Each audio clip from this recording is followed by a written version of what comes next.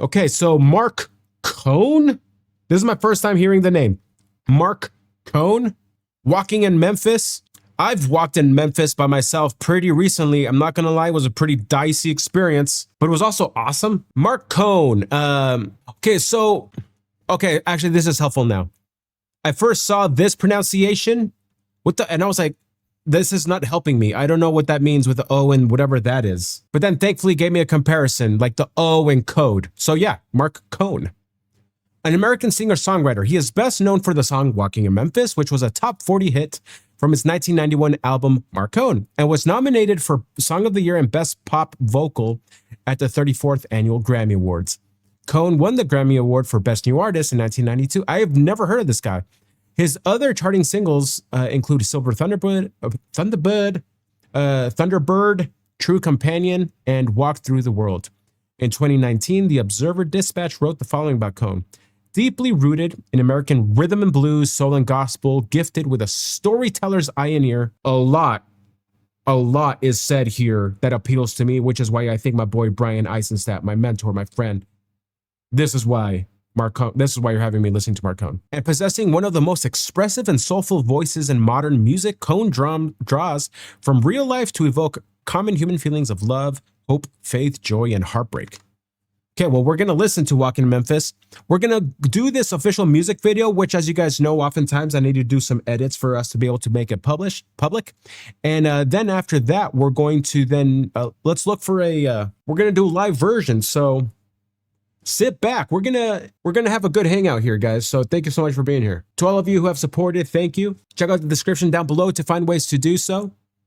If you're new to the channel, my name is Sebs. I have been somehow involved with music my whole life. Mostly played guitar and sang. Never really went and studied music theory or anything else more than that. And now here in my 30s, because I guess with an appreciation for music, because I now have kids, I've lived a life that I have been finding a lot of solace in music. And thankfully I had some roots there that helped me maybe know what to listen for and to understand why some stuff is great. But more than anything, I think I'm inspired mostly by Rick Rubin, that in this channel, we're just documenting my, and especially because of encouragement of you all, me turning off all distractions and just listening to music with my whole being, right? And hopefully that encourages you to do the same in our hangouts together. So yeah, if you want to support, check out the description down below. The main sponsor that we're trying to bring attention to this week and for the next couple of weeks is U-Turn Audio, who, they provided this this turntable so that I can start listening to records the way that music, I think, what is meant to be listened to, and American company, right? And they're just doing awesome stuff. So check out U-Turn Audio. But here we go. Really excited to hear from all of the right things were said of what I enjoy. So really excited. So here we go.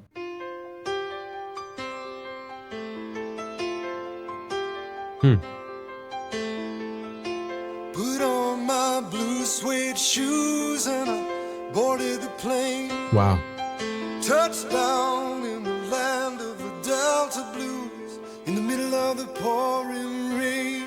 Jeez. WC Handy, won't you look down over me? Yeah, I got a first class ticket, but I'm as blue as a boy can be. Then I'm walking in Memphis, just walking with my feet 10 feet off a beam. Walking in Memphis, but do I really feel the way I feel?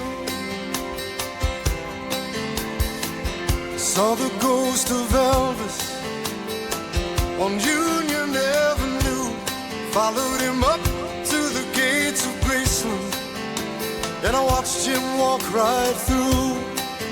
Now security, they did not see him, they just hovered around his tomb. But there's a pretty little thing waiting for the Nice. king down in the jungle room. When I was walking in Memphis, I was walking with my feet 10 feet off a beam.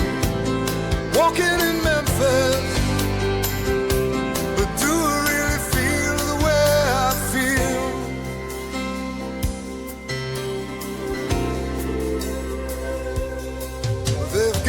catfish on the table. They've got gospel in the air. And Reverend Green, be glad to see you. Nice. When you haven't got a prayer. Boy, you got a prayer in Memphis. Dude, there is so many genres in the one song.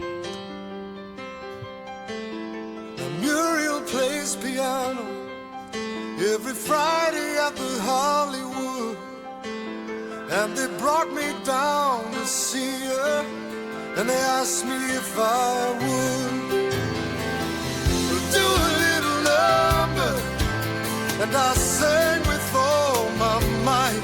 She said, tell me, are you a Christian child? And I said, ma'am, I am tonight.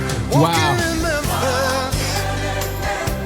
Was walking with my feet 10 feet off a beam. Walking in Memphis. But do I really feel the way I feel? Walking in Memphis. I was walking with my feet 10 feet off a beam. Walking in Memphis. But do I really feel the way I feel?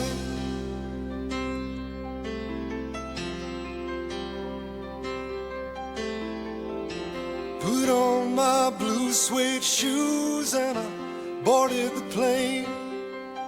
Touched down in the land of the Delta Blues, in the middle of the pouring rain. Touched down in the land of the Delta Blues, in the middle of the pouring rain.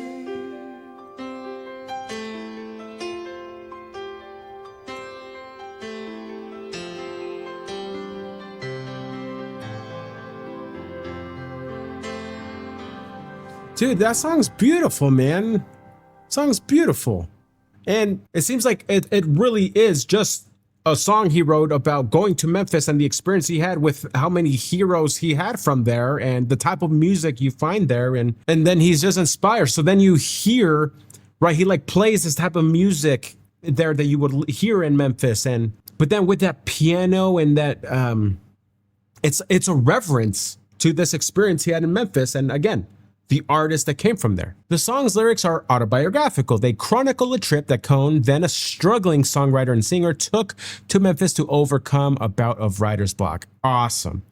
After visiting the church where former soul singer Al Green was preaching, okay, so that's probably where he was asked, are you a Christian? He's like, I am today, because he's there just having that experience, like where Al Green was from. Elvis, he went to Graceland, a small nightclub in nearby Mississippi. He returned to New York and began composing the song. How funny is that too? The way he overcame a writer's block is he took a trip and it's like, let me just talk about the trip. Boom, the song is one of the best songs especially of the year, and phenomenal song. What a voice too, my goodness. That soul baritone voice is always such a pleasant sound. Phenomenal. So then this right here is him singing the song a whole like 30 years later. Let's see what it sounds like. Let's go. But how funny is that? Hey, just write about what you're doing. Just start writing. I went down to this church called the Full Gospel Tabernacle Church, and the minister there was the great Al Green. Wow. The Reverend Al Green. And as the song says, Reverend Green, be glad to see you when you haven't got a prayer. And I didn't, but he gave me one. Wow. And so did a woman named Muriel Davis Wilkins, who was a 65-year-old school teacher when I met her, playing in this little place called the Hollywood Cafe. And the Hollywood Cafe was a place that served catfish and fried pickles. Ooh. And Muriel was up there singing gospel songs and standards for about 4 hours a night. Wow. And the minute I saw her, I was immediately drawn to her. And I was a struggling songwriter. I really hadn't found my songwriting voice. But Muriel invited me on stage at the Hollywood. She didn't really know me, but she started singing old gospel songs and was hoping this Jewish boy from Cleveland could follow along, which I really couldn't. But there I was singing Nearer My God to Thee and Touch the Hem of His Garment and His Eye is on the Sparrow. All the big Hebrew hits I knew so well.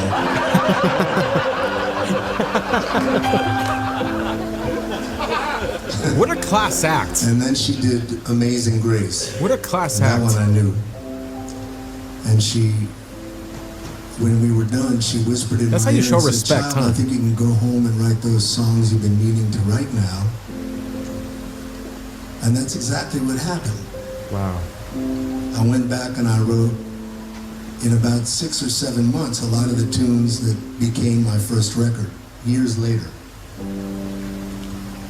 So I don't know if you guys believe in miracles, but Wow. she was one of mine. Wow. And I came back to the Hollywood Cafe because I had a lot of new tunes to play.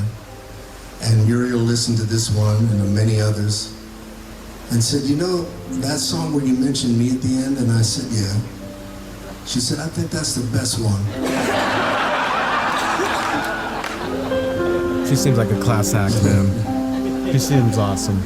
And I have to say, over the years, you know, people ask me if I'm tired of playing this song. I'm not even close. That's so cool. That's so cool, man. It's a song essentially, even though it was about a very personal journey, essentially it's a song about the transformational power of music. And that's something I can sing about until I drop dead in my boots. And that's why you're here, that's why I'm here, to be transformed by the power of music. It's a mighty thing. So this is for you, for listening all these years to the music you love, whether it's by me or anyone else. This And this is so for Muriel great. Davis Wilkins and the Reverend Al Green.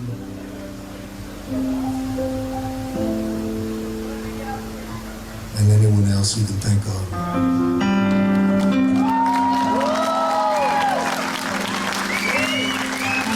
What a beautiful preamble.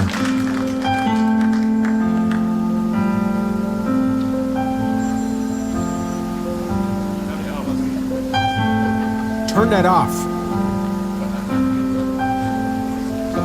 Put on my blue suede shoes. I boarded the plane. Still got Touchdown in the land of the Delta Blues, in the middle of the pouring rain. WC Handy, won't you look down over me? Yeah, I got a first class ticket, but I'm as blue as a boy could be. Then I'm walking in Memphis, walking with my feet 10 feet off a beam. Walking in Memphis, but do I really feel the way I feel?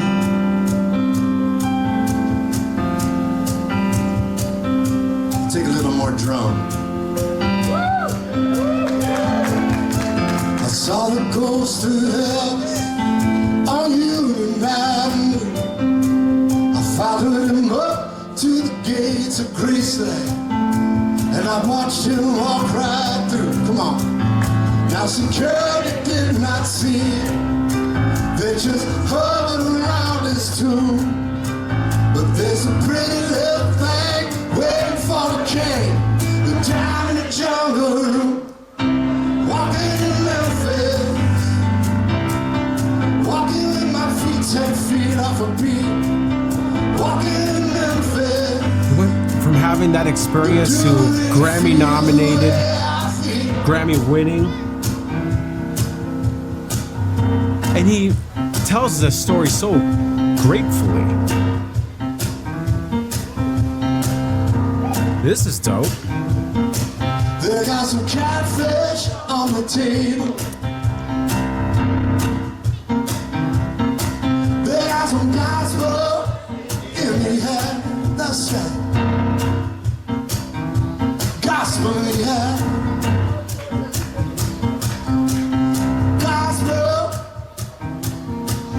I said, gospel in the air, the gospel in the air.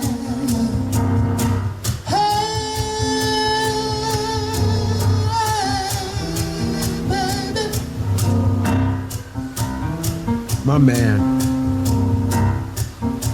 We were singing, near my God to thee, near my God to thee. And his eye, I said his eyes on the sparrow now. His eyes on the sparrow now. His eyes on the sparrow now. I said his eyes on the sparrow now. Eyes on the sparrow now. I said his eyes on the sparrow now. His eyes on the sparrow now.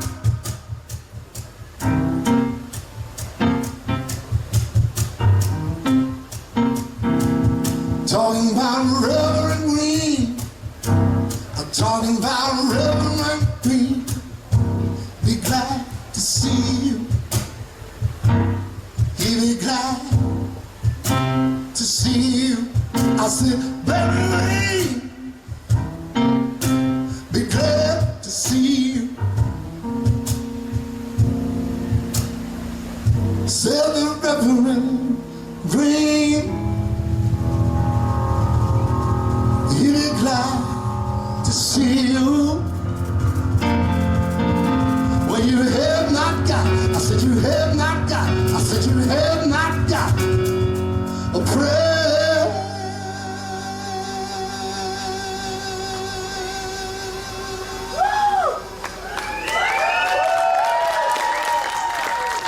But boy, you got a prayer in Memphis.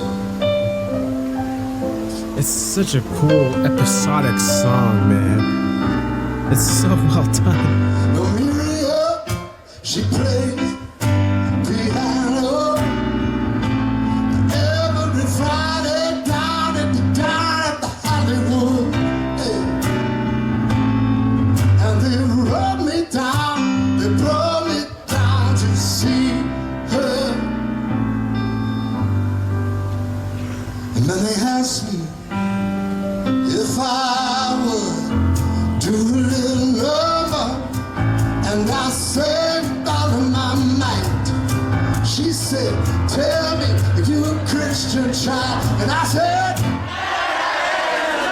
yeah, I'm walking in Memphis, walking with my feet 10 feet off a beat, walking in Memphis, yes. But do you really feel the way I'm walking in Memphis, walking with my feet 10 feet off a beat, walking in Memphis. But do you really feel the way I feel?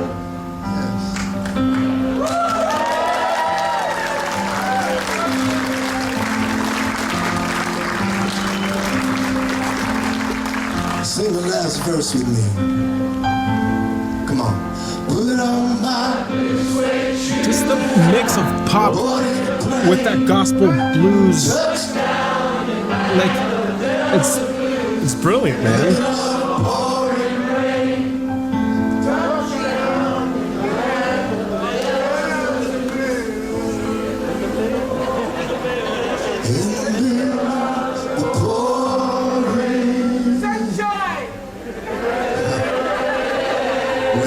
Wait.